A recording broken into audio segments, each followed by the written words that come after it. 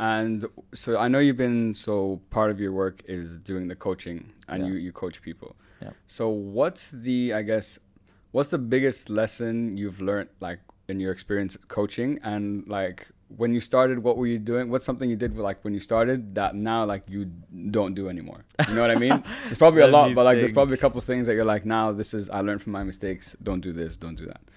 Yeah. Yeah. That's a tough question. What was I doing in the beginning? So, I have to tell you about one experience. Okay. So, I went to the US for 3 different camps in a row. Well, not in a row, but at different times. They were training camps in a facility called MJP, Okay. Michael Johnson's Performance Center. Michael Johnson was the previous world record holder for the 400, only recently broke it in 2016.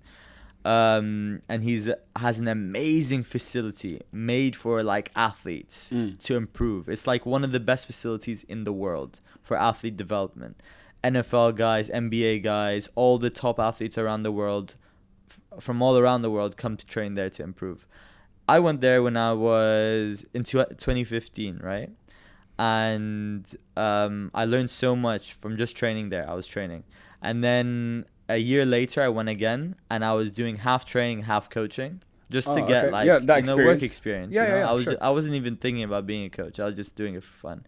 The experience. I learned so much then, and then in the third year that I went, it was in 20. I actually forgot. Anyways, it was like maybe 2015, 16, maybe 2018, I think. Okay. Okay. And I went there and I was full-time coaching as an intern and training at the same time. In my breaks, I'd have a 3-hour break, absolutely smash a session in, and then continue working. Back to work. Yeah, yeah. It was crazy work. I'd wake up, I'd have to be in the facility at 6 or 7 a.m. and then I would leave at 8. Oh wow. Yeah, and I would train. I would work, train for 2 hours, nap for half an hour, eat for 15 minutes, and then go and work again. And then yeah. go back home, sleep, restart for like 2 months. It was crazy. That's intense. And that was probably, in terms of coaching, that was probably my biggest learning curve. In that experience. Yeah, that last year. Okay. Yeah. That was way before I went to join AIS. Okay. That was before. Yeah. That was probably the biggest learning experience I had in terms of coaching, just because that was the first time I ever did it properly. Sure. I coached in school and stuff, you know, the younger kids in school, but that was nothing huge. Yeah. This one was like, you had to take tests. It's very as an serious. intern. Yeah. They had cameras literally on you 24/7 as you're coaching. Wow. And it's the biggest thing I learned was confidence, like being confident with it, like talking to the kids, like being able to raise your voice is a massive thing that I never even realized. Like my voice wasn't loud enough for everyone to hear me, and I was so surprised. I was like, I'm talking loud. And the coaches there would be like, no, you're not talking loud enough. I learned so much in those 2 months. Yeah. And it's difficult. I don't know one thing that I stopped doing. Or what do you say last 2 years, biggest thing you've changed in your coaching?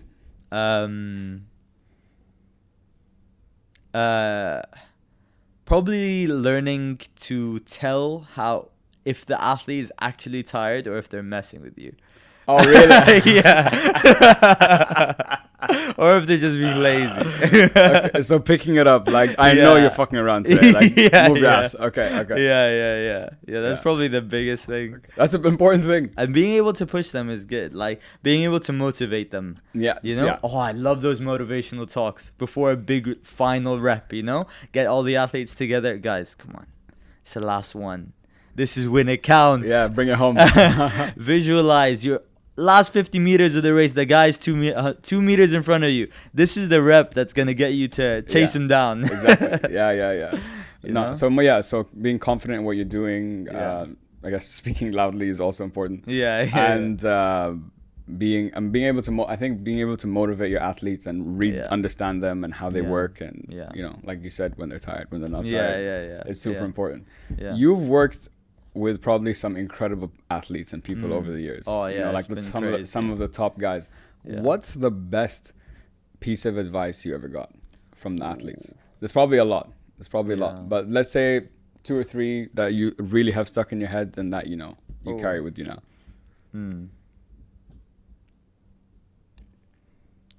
I remember when I was in America, I was with the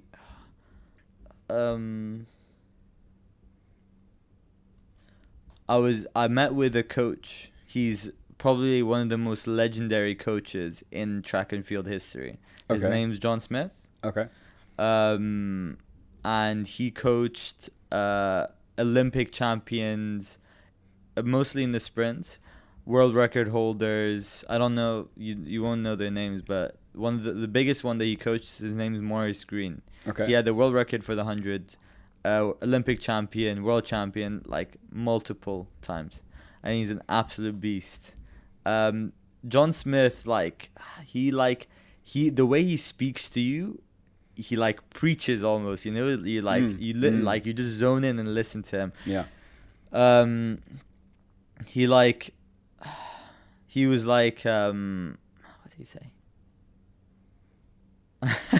Such a hard question. He told me so much stuff. What sticks out?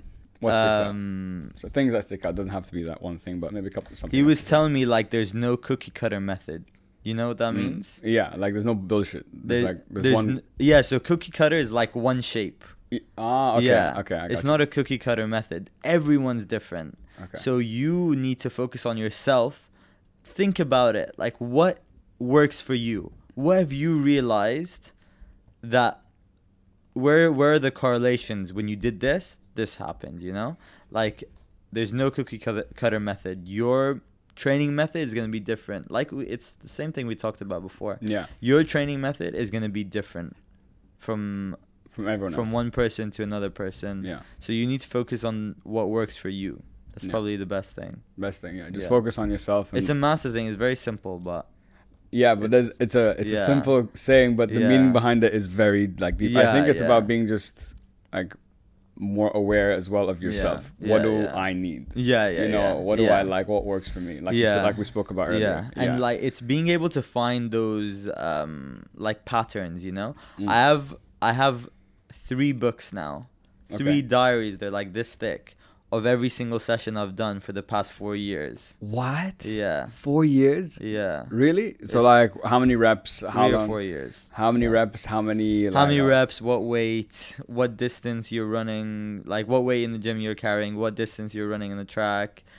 Even like I stopped doing this as much, but like when it's an important point, actually I do this now, but what I used to do before was literally write how I was feeling on every session, like I felt sick here, I felt to be honest, I realized that wasn't as important. What I pick up on is more technical stuff. So doing this specific thing helped me to do this.